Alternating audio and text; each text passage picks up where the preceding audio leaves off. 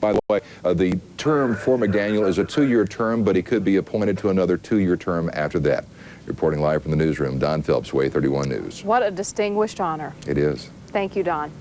Pieces of future space stations and telescopes could be made out of inflatable parts. Marshall Space Flight Center is testing them. WAAY 31's Sharon Doviet reports. Every piece of metal holding solar arrays in space has to be hauled up there and put together. It's a lot of trips and a lot of fuel.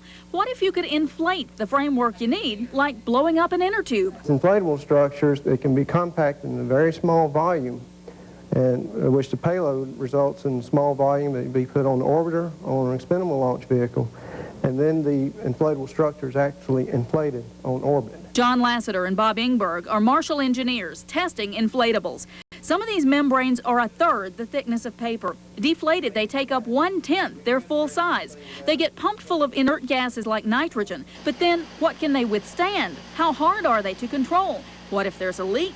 These are details to be worked out, but there are lots of possible uses here. If you imagine into the future, what could we actually be building in space outside? Well, such as solar power stations, where they beam power from orbit to Earth, antennas. Some of the next generation space telescopes will need to have a large focal length in order to see like planets and stars in distant galaxies, and you're going to need something like this for that.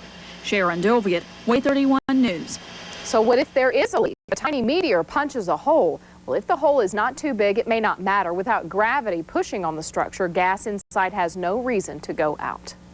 With the International Space